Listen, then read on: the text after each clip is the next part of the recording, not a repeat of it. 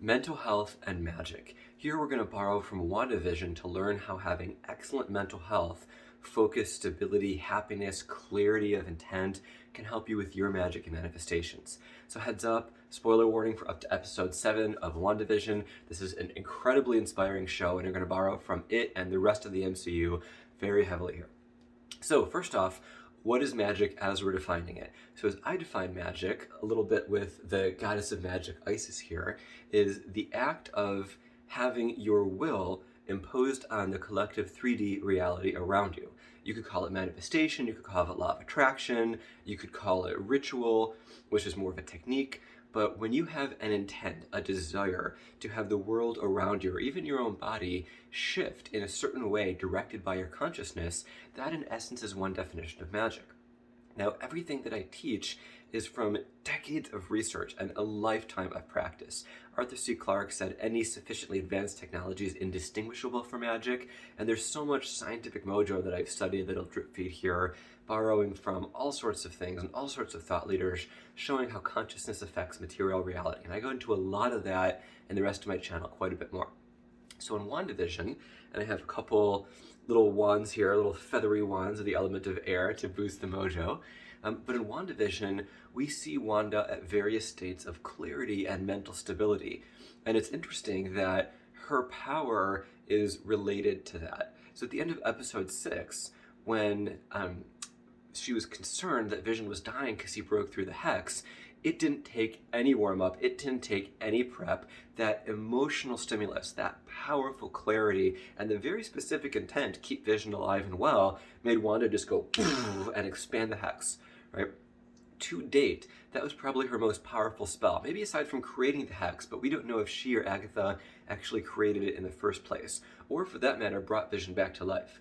But whether Agatha was augmenting Wanda or some other way around, Wanda did something significant, something fantastic. It took her about a minute, right? She had everything really aligned because she had something she really truly cared about. So for you, as you're watching this video, as you're thinking about your own motivations for magic, manifestation, law of attraction, spirituality, what do you care about most? What do you care about so much that if it was threatened, like binary, like succeed or fail, this will be or this will not be, that it would make you pause reality, pause your reality, and focus and make all of it happen? You know, I remember years ago when I was still at my parents' house, my grandparents were coming up in their car and they were walking up the driveway. It was a pretty long driveway, and my grandpa in his late 70s fell. And it was one of those things that happens in just like a finger snap, and I could see that where his head hit the concrete, there was blood. And I didn't stop. That was so strong, like it threw me for a loop. I didn't stop to take 25 minutes to go over a big checklist. Right away, instant things checked in. Is he still breathing? Is he conscious? Can, my grandma take care of him for a minute as I, call 911? And he was stable. His brains weren't leaking out. It was a cut and a bruise, but it wasn't, clearly imminently life-threatening, but it seemed like a pretty big deal. So I paused everything. I called 911. I was very clear in the description. I said what happened. I gave the address. I got off the phone as quickly as possible. And when she said she was okay with him, I ran inside. I got some ice, some alcohol, some wipes, water, a couple other things, and I ran back out, right? And that wasn't necessarily a magical manifestation. I talk about a really high-level burst of magic, helping somebody who is literally on the operating table in my book, Magic is Real, which the link is below in the description. But in that scenario, everything we had been talking about in that conversation, all the other topics of life that were going through my mind just disappeared. Right? They disappeared, and I focused on exactly what had to be done, and so did Wanda. Now, this is the pinnacle of mental clarity and focus. Before that, when Wanda was talking with Pietro, he threw her for a loop. He asked her where she got all the kids from. She was confused. She was embarrassed. She was proud. She was confident. She wasn't clear. She was a little bit foggy-headed, right? Her focus wasn't laser-specific. It wasn't exact, right? When the kids got their powers, when Tommy got super speed and Billy got his, blue wiggly woos and telepathy, Wanda's kind of powers passed on to him, she was trying to figure things out. She was trying to kind of tell them what to do, what not to do, how to do it. She was concerned that they might go past Ella Street. She had a lot on her mind. She did not have like perfect clarity of focus. But when that thing happened, when Vision's life was threatened, she's like, oh my gosh, I have to get my act together. And she did. Now, the neat thing about this is in episode 7, when she really kind of started to lose it and her reality started to dematerialize, and the TV and the couch and the artwork and the stork, like, were all shape-changing and transmogrifying, she realized that she was kind of losing it. And when Monica Rambeau, and, you know, super spoiler alert, just in case, came up and said, Wanda, you don't want to be the villain here. And Wanda's like, maybe I am. And then that eyebrow raise and that weird smile, it showed a bit of instability crystallizing into clarity. And there you saw Wanda's priorities, and she was prioritizing, I'm going to argue on her behalf, her mental health over everything else. Now, whether this was ethical or unethical or in line with Marvel's canon throughout the comics up to this point or not, that's a point for, like, the super Marvel nerds to talk about. I think I'm only a quasi-Marvel nerd. You know, that's up for debate. So, for you, how can you get that one clear intention? Is it love? Is it your physical health? Is it your mental health? Is it relationships? Is it where you live? Is it how you live? Is it what you want to learn? Is it a place you want to travel to? Is it some material thing in your life like transportation? Could it be something like a friend group, right? Some very clear and specific intent that you can define. You know, I want Vision to stay alive is a very clear and specific intent. So for you, maybe it's, I want to live in Bali, I want to live in Hawaii, I want to lose 30 pounds of fat, I want to gain 30 pounds of muscle, I want to have a net worth of 100 grand. You know, fill in the blank here with something that you know is so core to you. And yeah, a lot of those examples were a lot less significant than keeping somebody alive, but you know, Hollywood uses drama to make the point. So in your real life here, right now with me, just pick that intent, pick that clear focus and that clear vision. And with that, think of how you could use your will to make it manifest in the 3D. And usually that's pretty obvious. The to-do list for stuff like this is obvious. But magically, in every single law of attraction manifestation system I've studied, there has been one parallel. And that parallel has been linking emotion to thought. Right? So Dr. Joe Dispenza, bless his interdimensional soul, talks about the magnetic attractive power of the heart. So does Esther Hicks. And he said gratitude is the ultimate state of receivership. Now, while we didn't see Wanda, you know, basking in gratitude, it is a Hollywood show. And for you, how can you feel grateful for life as you want it to be with your manifestation successful? And if that's hard, just feel grateful that in the core of your being, you know this is possible.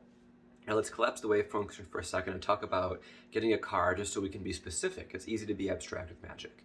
And so you visualize yourself driving a car that you own that's a very specific car. You could say year, make, model, color, condition, number of miles on it, even the road you're driving on and the speed limit. What does the sky look like? Is the air conditioning or heating on? What is the interior color of the car? Is there something that you're wearing, right? Where are you going and why? Maybe not how did you get the car, but enough specifics that you can visualize in full 3D holographic reality of your own matrix of magical creation that is the life you're living as you're waking up to your own divinity as the nexus being of your own creation. I know that was loaded, but that's how this stuff works. As you get that clear picture, that clear movie clip, maybe just 7 seconds long, and you feel gratitude, if not for that scenario, for the potential that you know you can manifest the scenario, right? Asking yourself deep down, will this happen before you die, is a little way of realizing that yes, this can happen. Yes, you can make this happen, right? You know you can, whether you magically augment it or just do it in the 3D.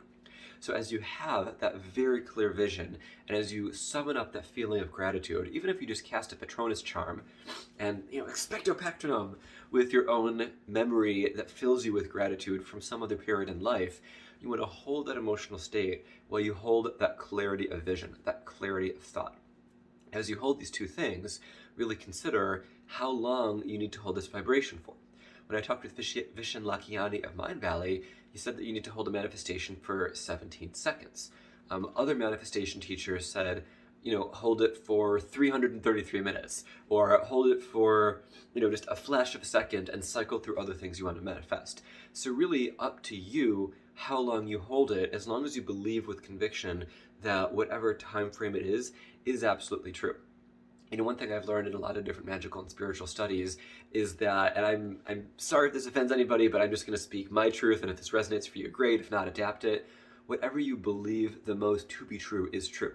So if you're working with the path of Hindu divinity or Egyptian divinity or an Abrahamic religion divinity or a ceremonial magic school of thought or anything else, maybe Kabbalah, if there's a formula and you believe in that tradition, that system, and its truth so much that you're like, this is my formula, that's your formula.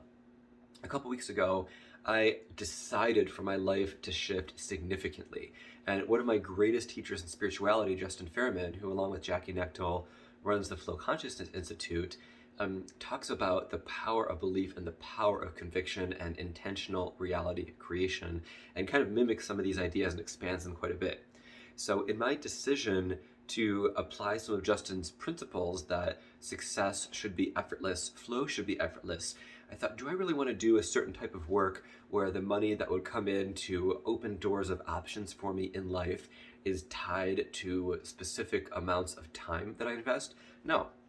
Whether it's $20 an hour, $100 an hour, even $1,000 an hour, all those have limits, right? When Robert Downey Jr. was Iron Man in Avengers Endgame and made, so I heard $70 million, it's a little bit hard to calculate the dollars per hour there, because he made, I think it was 8% in the back end of what the movie grossed at the box office. I'm not sure, I only read that in one article, but what he earned was tied to something that wasn't just solely based on his time. So for me, I was calling in a certain level of financial freedom, a certain level of financial abundance, just purely by choice, not by any certain formula of salary or hourly rate or anything like that. And I asked the universe, what will it take to bring this in terms of ritual and high magic? And what I heard was 8 hours, right? Now that's a long time. The first money ritual that effectively netted me about $68,000 several years ago took about an hour and a half. And the one that materialized a job offer for, in all grounded reality, $200,000 a year plus all sorts of other perks. It was a job I ultimately didn't take, but that took half an hour to manifest that offer, right? So it all depends on the differentiating circumstances. And you could argue for that job offer, maybe it was getting validation from the universe in a certain area. But this 8 hours wasn't just for money to show up once. This 8 hours was for a permanent shift in my being, anchored by a benefactor, a patron, an investor. And, interestingly enough, after I finished the 8 hour of work, it took me about a week of very intense, focused manifestation, prayer, spell work, and other. Somebody reached out to me. They said they'd been following for 2 years. They loved what I was doing, and they wanted to be my patron or my benefactor. And it took a fair bit, but not a whole lot of willpower, to stay focused, present, and grounded, because it's like, holy crap, this came to be.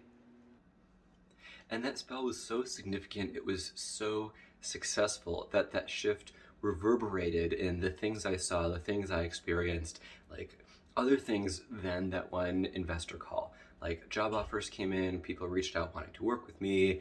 I started remaking videos again. I had one of the best high vibey, super high level spiritual meditations I've had in months, where I was just filled with joy and love and gratitude as the visions of the things I wanted in life came in.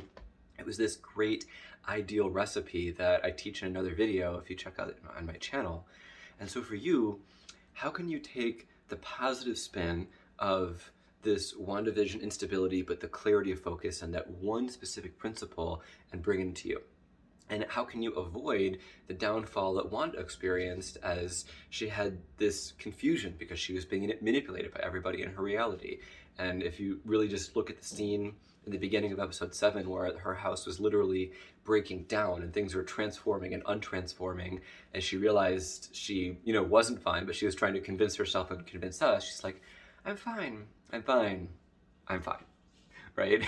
And if you remember when Agatha said, before she cuts her bangs, I think that was an nod to Azula in Avatar: The Last Airbender. So spoiler alert for that last epic chunk of that series. But when Azula was kind of losing her crap at right before she was coronated, or crowned empress, or fire lord, or yeah, fire lord, Azula cut her bangs, and she just looked completely disheveled. Right? She was this extremely powerful female character, and because of all the events leading up to that point, and the betrayal, she cut her hair in a way that showed her instability. When Katara thought that Zuko couldn't take Azula, and Zuko saw what Azula looked like and realized that she was slipping, I think that bringing that nod in, that says to you, if you need to keep your mental focus, your mental health in check to be successful at magic. If you think about whether you talk about magic or spells or prayer or personal transformation, if you're kind of losing it, that isn't the time to make a major life decision, right? If you think about any advice in the professional world, you don't want to send an important email to an important person when you're emotionally unstable. And so I think what this show is teaching us in these opening scenes is this reality that Wanda is creating. It's starting to crumble as her mental health is starting to crumble. And if ideally it should be paused. Monica says, take it down. Wanda's like, no. Right? And interestingly, of all this time, Agatha takes that moment to reveal herself. Maybe she realized that Wanda has been pushed to her limit, and Agatha, has the kid. She gets to suck their life force energy, Eric Voss thinks. Whatever is actually happening, hopefully we'll find all that out too. I think what we can learn from this and what we can take away is focusing on the fundamentals.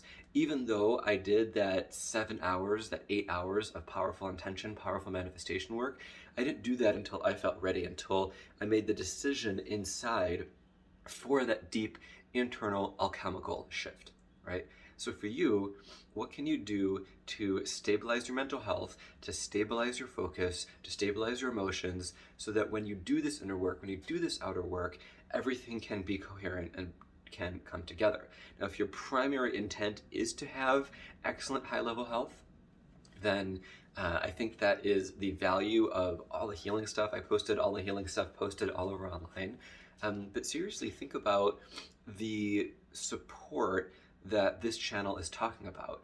The Nexus drug that is advertised in the fake pharmaceutical commercial has this 10.3%, and it ends in side, as in side is a suffix for something that kills things. So perhaps Wanda wanted to take these extremely powerful abilities down, in a sense, because they were taking her away from anchored consensus reality. In the magical and spiritual and new agey world, there was somebody in my local community. I'll call him. I want to use a name that isn't in the show, so it's not confusing. I'll call him Darren. And Darren actually had a level of mental health that required being institutionalized. And when I called a mutual friend to say, hey, how can we help Darren? My mutual friend said, hey, he needs to acknowledge consensus reality. Whatever his beliefs about whatever woo stuff or alien stuff or other things may or may not be true, if he believes something that nobody else believes or experiences, he's not in consensus reality. He is in his own world. And he, Darren went to a very, very high-level psych ward, and they helped him stabilize, thank the great galloping goddesses for that. But for Wanda, she is not part of the world. She does not want to be part of the world, right? She is isolating herself from the world, even her kids, and trying to hold it together and realizing that maybe she no longer can, right? But I think this ad here was a nod that, not that I'm saying thumbs up to the pharmaceutical industry, Lord knows if you do your research, there's all sorts of positives and negatives about that. I'm not a medical professional, but even the marker of saying, hey, sometimes professional help is something worth considering or something worth investigating, I think that is worthwhile for us to look at here too. In the comics, Dr. Strange, a neurosurgeon, helps Wanda significantly with her mental health issues as related to her powers. And I think for us as reality creators, as magic users, as manifestors, we want to come from a state of rationality. Even though we're tapping into these extremely high-level spiritual, quantum, divine, and other forces to affect change in the material world around us, ideally, we want to be able to talk about that with other people and confirm that what we're doing makes sense and is sane. If you think about certain people in extremely high states of what they might attribute to spirituality, you hear of things like people jumping off buildings or people drinking poison, even in groups, right? So even though there's these words and these powers and these abilities, it's not always an extremely good or valuable thing, right? If you think about a knife can be fantastic in terms of chopping vegetables, but a knife can also be a murder weapon, right? And in here, I think it's very, very good that we see the difference between light magic and dark magic, right? In Civil War, Wanda uses her magical abilities to prevent a suicide bomber from killing a whole bunch of people. Now, she doesn't have it under control, and she ends up, kind of inadvertently killing people herself, so that speaks to training. But I think in this stark contrast of intentions, Wanda's intentions have historically been to preserve life. And as far as Agatha goes, we're not really sure, but you can pretty clearly see that Agatha is dark. Like, she said she killed Sparky, right? So light magic, dark magic, knife to chop vegetables, knife to commit murder. So we're seeing here, it's not just the magic, we're kind of downplaying the specialness of magic in this episode, which is something I actually really like. And we're shifting from magic being what the show is all about to magic being a component of the show. And the show WandaVision is really looking at humanity. What does it mean to be a good person, a healthy person? What does it mean to have the ability to impose your will on the reality around you? And what does that mean to do responsibly and kindly in an act of selfless service? And what does it mean to be extremely selfish? Now, I do think Wanda is the villain here because, as I talked about in my last video about this show, Wanda is using her abilities to manipulate other people in ways that they say they clearly don't want, like when Norm was broken out of her influence. And even though she might have an excuse that might make sense to her in terms of her grief, consensus reality is like, yo, this is not cool. This does not make sense. So magic is not always a solution for everything. Like the famous rapper once said, more money, more problems. So you can substitute the word magic for money here. And I think that we're learning from this show that as great as magic is, you don't want it to be a crutch. You don't want it to be something that you rely on for everything. There's a value in developing will. There's a value in working in the physical world. If you look at a lot of traditional stories like The Sorcerer's Apprentice, a lot of magical training and a lot of spiritual training, like at old temples, was chop wood, carry water, sweep the floor, make the bed. Right? The basic 3D life responsibilities of this world are things that we shouldn't ignore. We build our character, we build our strength, our conviction, our focus. Wax on, wax off, right? That type of thing. So hey, I hope this video was helpful for you. I hope it was useful. I hope it was interesting. Please drop me a comment below. I really love looking at magic in popular culture and looking at the spiritual lessons we can learn from it. I think there's a lot of excellent high-level transmissions we can hear about and learn from WandaVision. And so if you want to hear more, remember to like, remember to subscribe. If you're curious about notifications, turn them on. And if you really want to delve deep into your studies and your spiritual growth, check the links below. I have a book, I have a school, I provide one-on-one mentorship and work. This is my entire life, figuring out what this reality is, what and who we are, and how to exercise our will in a way that helps us have as much love, as much joy, and really the best experiences we can have in this reality. Thank you so much for tuning in. It's David Salomon signing off.